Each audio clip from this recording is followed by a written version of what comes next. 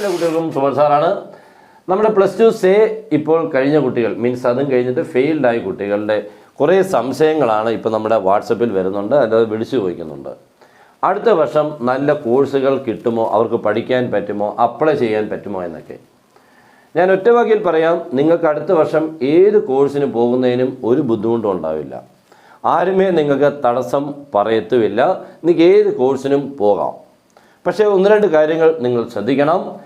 നമ്മളിപ്പോൾ ഏത് കോഴ്സിനും പോകുന്നതിന് തടസ്സമില്ല എന്ന് പറഞ്ഞാലും ചില കോളേജുകൾ ചിലപ്പോൾ പറയും, ഒന്ന് ഫെയിൽഡായതല്ലയോ വേണ്ട എന്ന് വേണ്ട ചില കോളേജുകൾ പറയുന്നല്ലാതെ ഒരിക്കലും ആരുമേ ജനറലായിട്ട് പബ്ലിക്കായിട്ട് നിങ്ങൾക്ക് തടസ്സപ്പെടുത്താൻ പറ്റില്ല. പക്ഷെ നിങ്ങൾക്ക് തിരിച്ചു വരാം.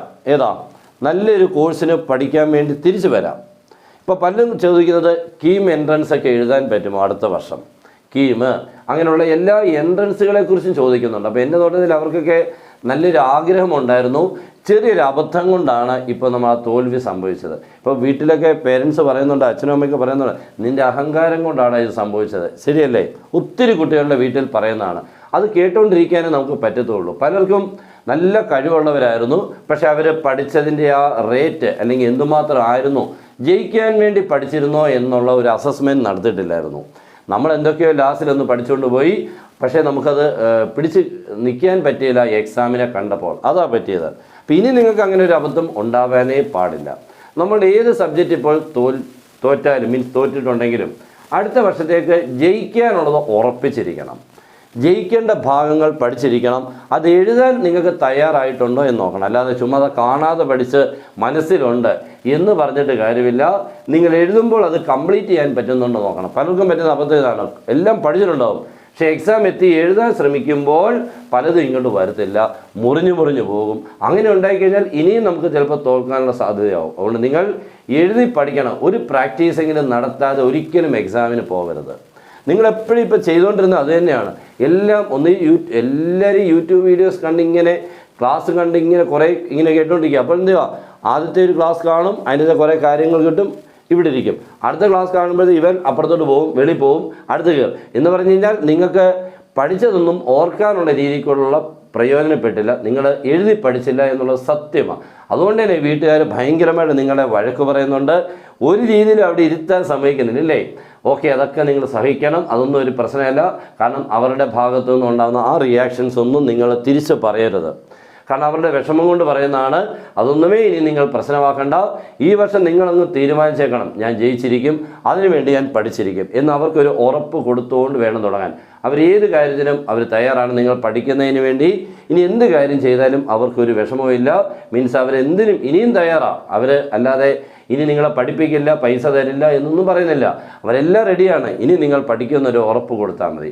ഇനി ഞാൻ പറഞ്ഞ കാര്യം എന്ന് പറഞ്ഞാൽ, നിങ്ങൾക്ക് അടുത്ത വർഷം കീം എൻട്രൻസിനൊക്കെ നിങ്ങൾക്ക് എഴുതണമെന്നുണ്ടെങ്കിൽ നിങ്ങളൊരു കാര്യം ശ്രദ്ധിക്കണമെന്ന് ഞാൻ പറഞ്ഞത്, ഈ സബ്ജക്ട്സുകൾക്കെല്ലാം മിനിമം 45% ഓവറോൾ വാങ്ങണം. ഏതിനൊക്കെയാണ്? Physics, maths, chemistry. അത് നിങ്ങൾക്ക് നിഷ്പ്രയാസം വാങ്ങാൻ പറ്റും. അതൊരു ബുദ്ധിമുട്ടേ അല്ല. നിങ്ങൾക്ക് 45% മാർക്ക് നിങ്ങൾക്ക് വാങ്ങണം. 50 പകുതി വേണമെന്നില്ല, 45% മാർക്ക് ഉറപ്പായിട്ട് വാങ്ങണം. എന്നെങ്കിലും നമുക്ക് കീം എൻട്രൻസിന് പറ്റുള്ളൂ. ഇനി മറ്റുള്ള ഡിഗ്രി കോഴ്സിനാകുമ്പോൾ ആ പ്രശ്നമൊന്നുമില്ല. നിങ്ങൾക്ക് ഏത് രീതിയിൽ കൂടെ ജയിച്ചാലും മതി, നിങ്ങൾക്ക് അഡ്മിഷൻ കിട്ടാനാണ് കിട്ടിയിരിക്കും ഇന്ന കോളേജ്. അല്ലാതെ അവിടെ ഇത്ര പെർസെൻറ്റേജ് വേണമെന്നുള്ള പ്രശ്നമേ അല്ല. ഇനി നിങ്ങൾക്ക് നല്ല കോഴ്സുകൾ ഏതിന് പോകുന്നതിനും ഒരു തടസ്സമേ അല്ല.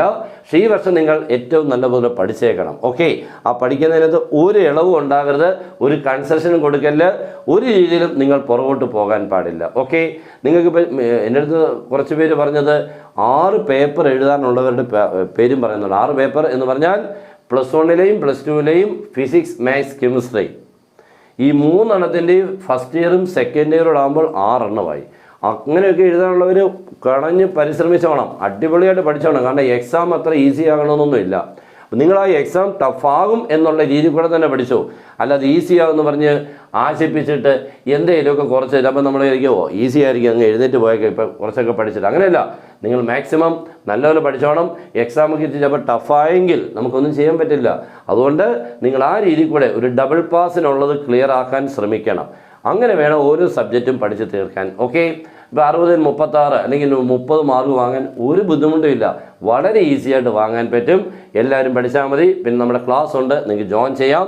നിങ്ങൾക്ക് വേണ്ട രീതിക്കുള്ള ക്ലാസ് മീൻസ് എക്സാമിന് വേണ്ടി തയ്യാറാക്കിയ ക്ലാസ്, അതിനോടൊപ്പം തന്നെ നോട്ട്സ്. ഓക്കെ, ഇത് വെച്ച് പഠിച്ചു കഴിഞ്ഞാൽ നിങ്ങൾക്ക് ആർക്കുമേ ജയിക്കാൻ പറ്റും. ഏത് ബുദ്ധിമുട്ടുള്ളവർക്കും സിമ്പിളായിട്ട് നിങ്ങൾക്ക് പാസ്സാക്കാൻ പറ്റും. ഓക്കെ, ഈ 3 സബ്ജക്റ്റിനെ അടിപൊളിയായിട്ട് പഠിപ്പിക്കും.